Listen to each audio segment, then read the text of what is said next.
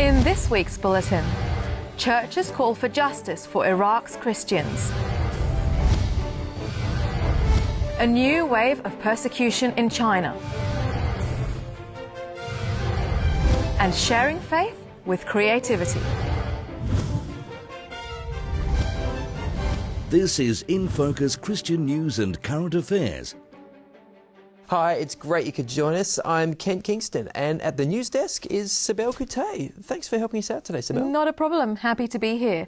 I hear things are getting a little bit political on the programme today. Yes, a little bit political. We do have our Politics in Focus segment. We haven't had that for a while, so that'll be good. But also, Cybéle, I'm going to be chatting with Barry Oliver. He's the head of the Seventh-day Adventist Church in the South Pacific region. And I'll be asking Dr. Oliver about women's ordination, which is, you know, political. Hot topic?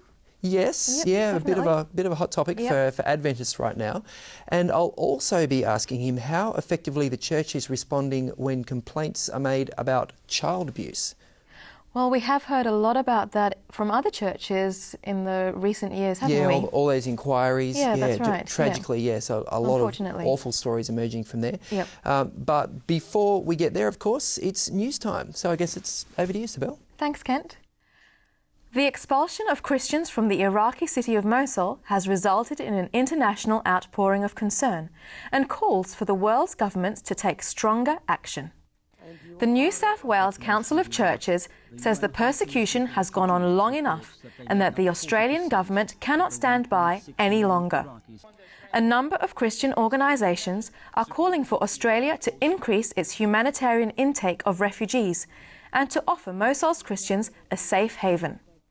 However, an offer by France to provide a home for Iraqi Christians has been criticised by those who are afraid that a mass exodus out of the country will mean the end of 1,600 years of church history in the region.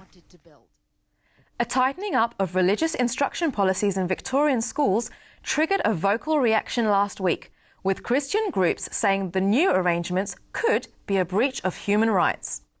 The new policy makes it clear that only registered providers can deliver religious instruction for no longer than 30 minutes per week, and that public schools are otherwise secular institutions.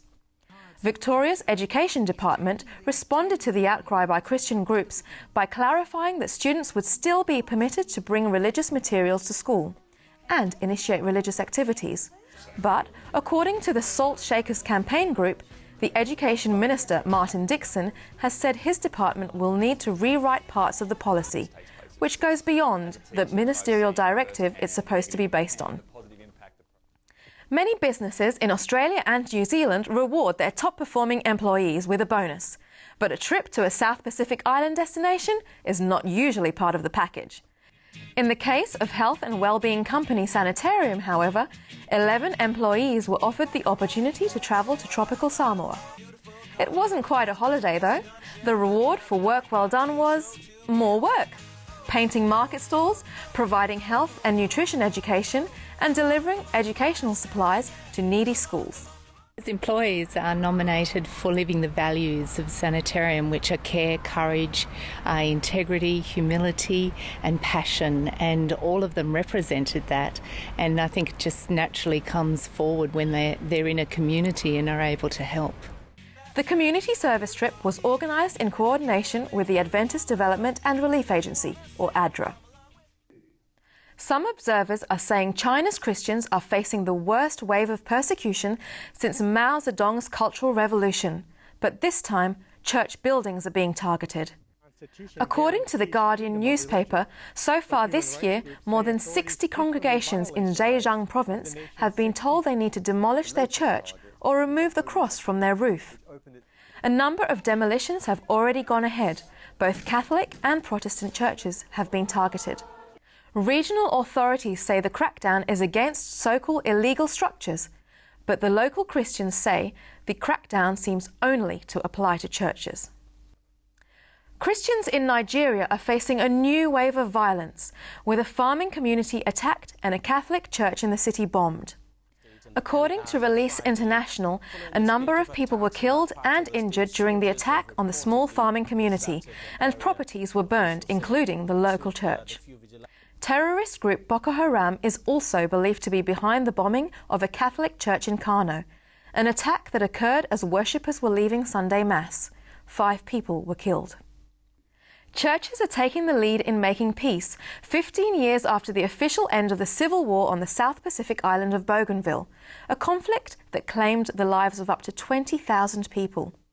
But although the war is over, grief, trauma and resentment are ongoing legacies and a concern for the autonomous government. At the request of officials, the Seventh-day Adventist Church has begun organising reconciliation events, giving space for people to express their hurt and their sorrow for others they may have hurt. Reconciliation events held last month unearthed long-simmering clan disputes that were ignited by the war. In confronting the past, the people involved were able to apologise, offer forgiveness and pray together. Churches are also vital in the fight against HIV/AIDS in other parts of Papua New Guinea, but some Christian groups have been accused of derailing the progress that has already been made. According to the ABC, a number of revivalist churches have been offering baptism and prayer as an alternative to conventional medical treatment. At least one HIV-positive person has died of AIDS after she stopped taking antiretroviral medication, allegedly on her church's recommendation. Other church groups have criticised the trend against orthodox medicine.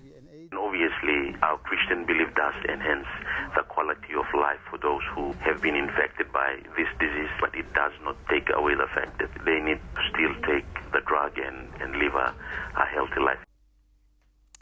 As Europe becomes more secular, Christians are looking for new and creative ways to connect with their culture. In Birmingham, the UK's second largest city, a group of 9 young Adventists recognised the opportunity provided by community art space in a major shopping mall. The 3-day exhibition was titled Innermost Questions and included elements of visual art, text and musical performance. The love of God is purer than whitest snow. You weep for the shame I know, and it's paying the debt I owe. The love of God is. The exhibition attracted many of the 15,000 people who streamed past the shopfront every day. Some engaged with the exhibitors to ask questions, others even signed up for Bible studies.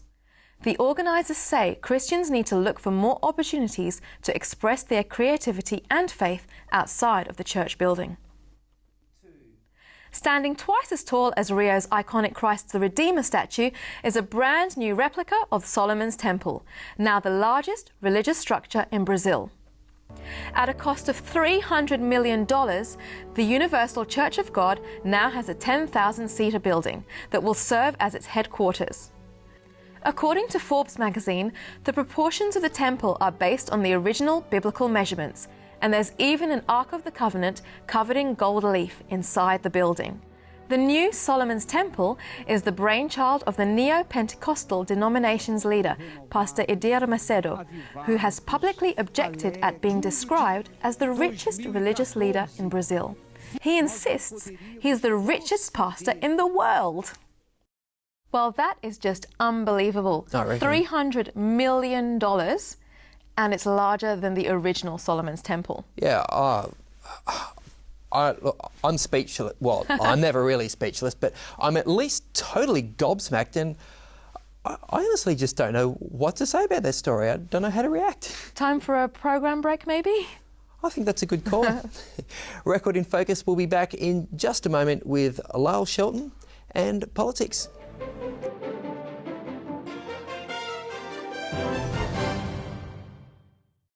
Signs of the Times, a magazine for a world on the brink. And this month in Signs, best-selling author Max Lucado on facing life's challenges. Why should human beings have more rights than animals? There's danger in staying permanently connected to the digital world. 10 fun and healthy activities your family can enjoy together. All in this month's Signs of the Times. Subscribe to Signs today and change your life.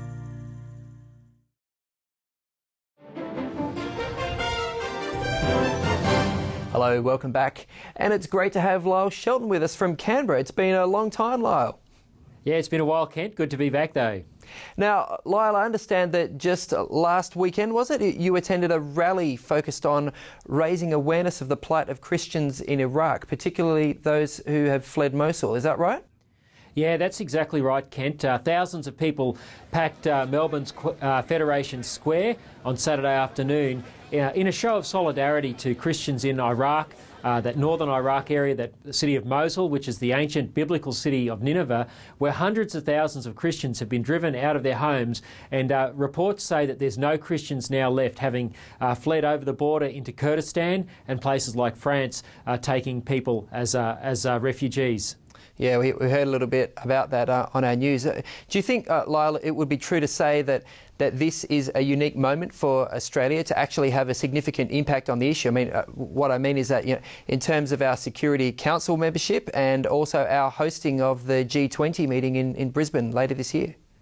Absolutely, Kent. I think you're spot on there. What we're seeing in northern Iraq is nothing short of atrocities occurring. We're seeing Christians targeted because of their religion in the same way that Jews were targeted back in the 1930s with the Star of David marked. The Islamist militants are putting the Arabic letter N to signify followers of the Nazarene, Jesus, on their houses. They're confiscating their houses, they're destroying their churches, and there's been many reports of people being brutally killed as they've fled. So it is important that Australia speaks up, that we use our position on the UN Security Council, and also that we increase our humanitarian intake so that we can take some of these refugees and share some of the burden with countries like France and Kurdistan. Yeah, okay. Now, we also heard in our news bulletin earlier, Lyle, about the situation in Victorian public education, that a new policy there is curtailing the presence of religion in schools. Now, you originally released a statement saying that human rights and religious freedom were at stake there, but now that we've seen some clarification from both the Education Department and the Minister, is the situation really as dire as all that? Well, the situation was very dire, and what we've seen is the Minister come out and say that it was never his intention to ban prayer groups and Bible studies in school and to stop outside groups coming in. And he has issued a statement saying he's instructing his department to change those policies which caused those bans to be in place. So this is a really important win. It's an important response to the concerns of many thousands of people who emailed the Minister and asked him to lift the ban, and we're very grateful to the Victorian Education Minister Martin Dixon for lifting that ban and for instructing his department to change those policies back to the way that they were. Okay, do you think that change would have happened without the outcry? No, it wouldn't have. A ministerial directive had been issued which banned student-led prayer, student-led Bible studies and external groups from participating in school communities, and there was Education Department policies on websites also reinforcing these bans, and the Minister has intervened over the weekend to see those bans lifted, and we're very thankful to him for doing so. All right. Well, thanks for your time this week, Lyle, and it's good to have you back in the program. Thank you very much, Kent. It's a pleasure. We'll take a short break now. I'll be back in a moment with our special guest for this week, Dr. Barry Oliver, who I have to confess is my boss. We'll see how that goes.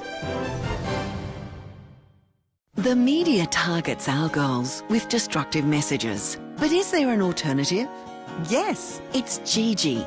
Gigi is a great new magazine for teenage girls that uplifts good Christian values. Finally, a way to pass on our values in a way the teenage girls in our life will love. So give a subscription to a teenage girl you love today. Visit gigimagazine.com.au. That's gigimagazine.com.au.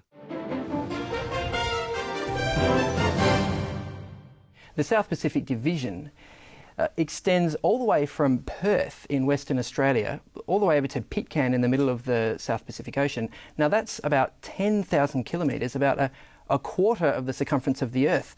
And Barry Oliver, who's here with me today, knows a fair bit of that, that 10,000 Ks, not to mention from, Invercargill on the way to Antarctica all the way to the equator. A lot of travel, Barry. Yes, the church is organised, Kent, so that this part of the world, and you use the word division. Yep. It's a division of the worldwide Seventh-day Adventist Church.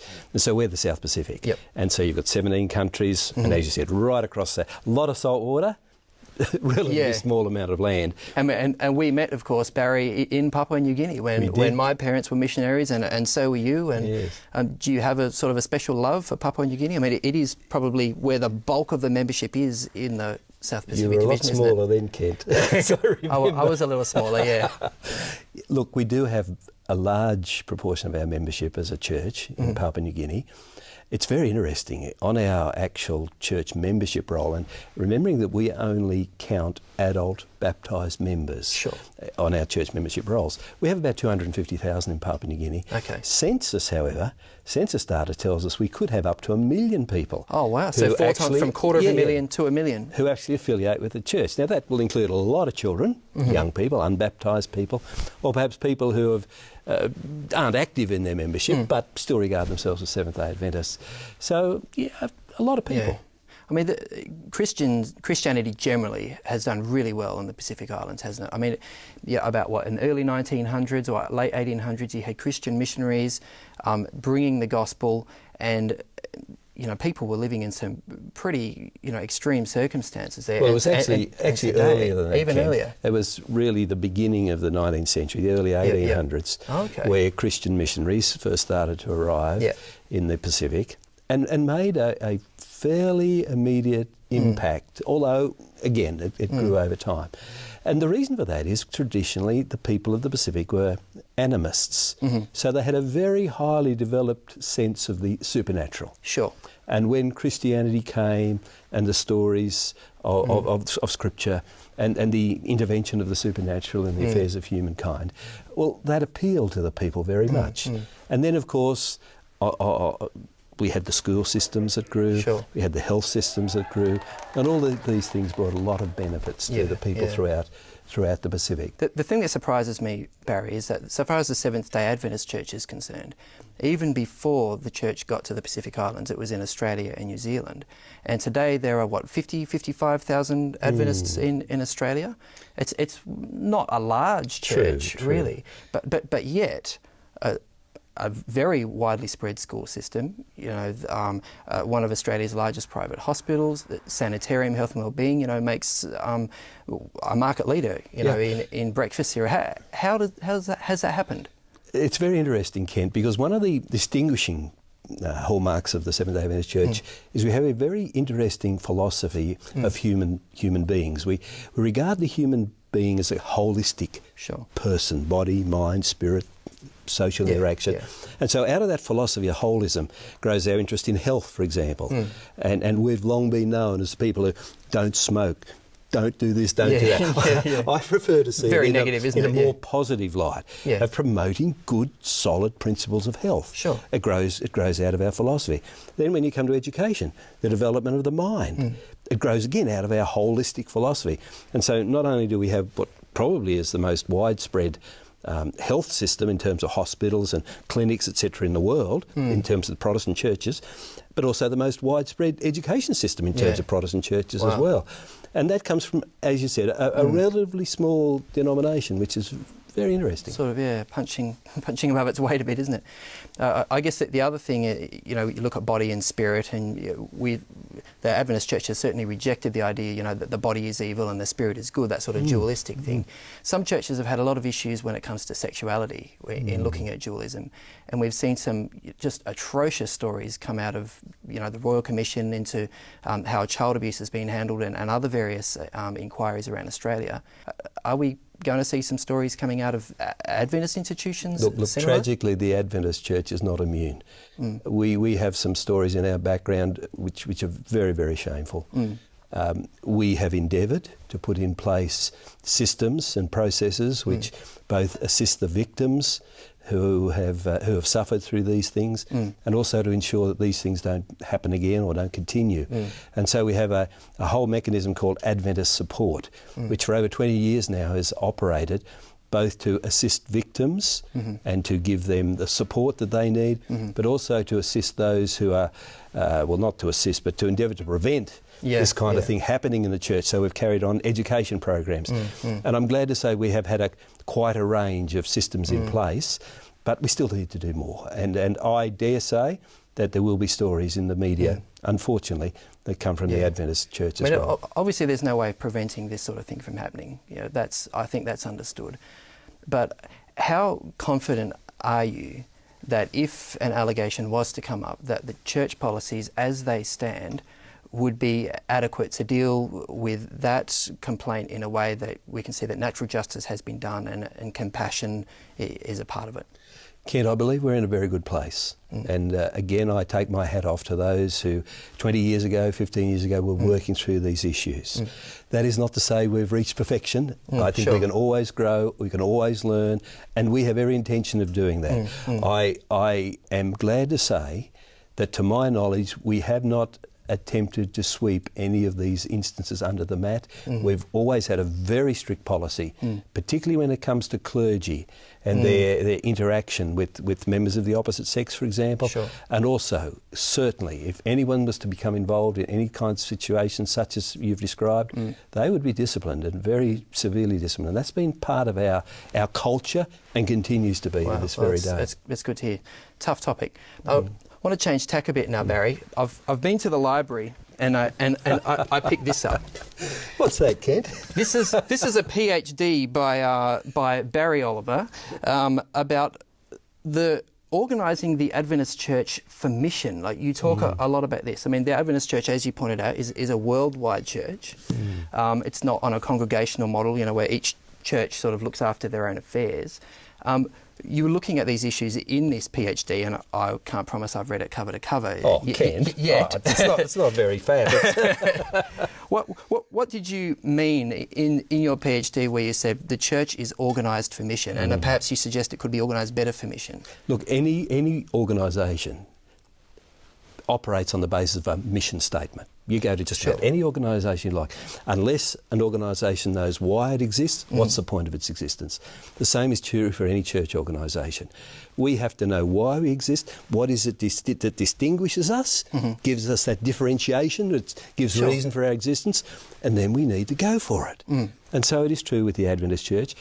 And it's very important that we have organisational structures which are able to facilitate that mission, not inhibit that mission. And part of the challenge for any organisation ongoing is to ensure always that there's enough flexibility inbuilt, there's enough foundational principles inbuilt, so that the actual structures facilitate mission. That's what it's about. Do you think that in the 21st century, when we have teleconferencing, we have email, we're able to stay in touch over our whole global village, the fact that we are divided into 13 divisions and then unions under that and then conferences under that and then local churches under that, is that too unwieldy a structure for the 21st century, or do we need to sort of reorganise for this era? You just asked the $64,000 question, Kent, and it's one that a lot of people have discussed.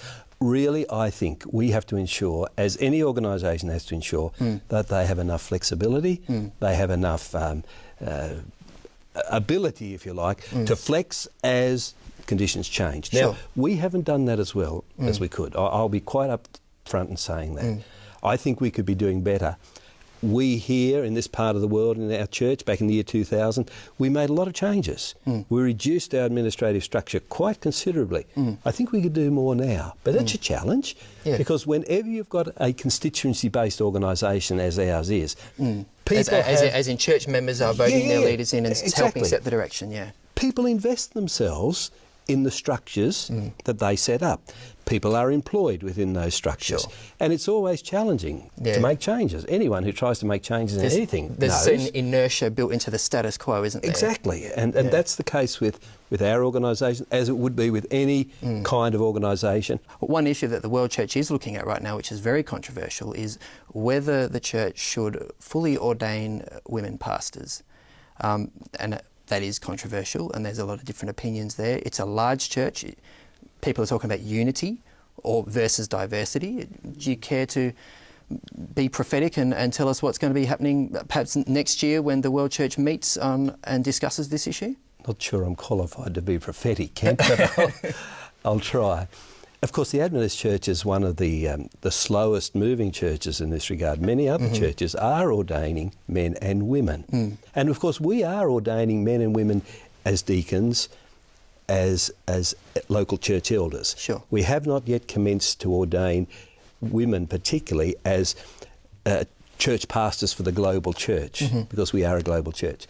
We've had a lot of discussion. Just recently, myself and Dr. Ray Rowenfeld, who is the professor, the head of our Avondale College up the North Coast, we sat on a global theology of ordination committee, looking at the various options and positions that people hold. It's very interesting.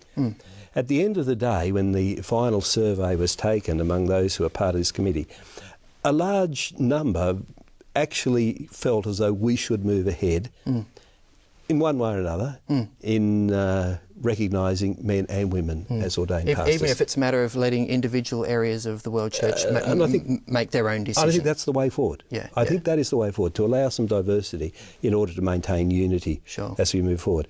And we have two major global meetings of the church, one in a couple of months' time, one next year, which will have a lot of input into this discussion. Wow. And I'm looking forward to that. Now, Barry, before we finish, just back to organising for mission, because obviously I'm not in a position to tell my church how to organise itself. You are to a limited sense. Well, what would you say to an individual Christian, whether they're an Adventist or from another church? How can we organise our lives for mission? Kent, I don't think you can be, and let me use the word, a disciple of Jesus without being involved in some way in sharing what the Lord Jesus has given to you as an individual. Sure. I just don't see how that's possible. First of all, you've got to reach up to God. And when you reach up to God and understand what He has done for you and what He continues to do for you, it becomes somewhat automatic then to reach out. Reach out to others. To reach out across the kitchen table to your own spouse, your children. To reach out to family, to reach out to friends, to neighbours. You don't have to go across the other side of the world to do that. There's so much opportunity here in our own culture, and I'd love to talk about what it means to be a Christian in the midst of Australian culture in this century. Perhaps that's a topic for another time. Very secular tough, It's very interesting because basically the church is not right there where mainstream culture in Australia is any longer. Well, like you say, Barry, good topic for another time. Thanks so much for being here today. We really appreciate you being with us and sharing with us. Thank you very much. We'll be back straight after the break.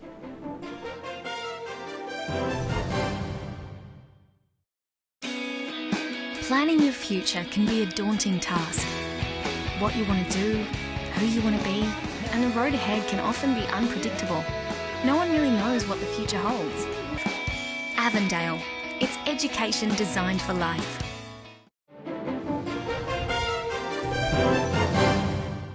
Welcome back. Hello and, well, goodbye, I guess. It does look like we're out of time, but there's just enough time to mention the website where you can see this week's program, record.net.au. And of course, to remind you to stay in touch with us on social media. The details are right there on your screen. We'll see you next time on Record in Focus. God bless.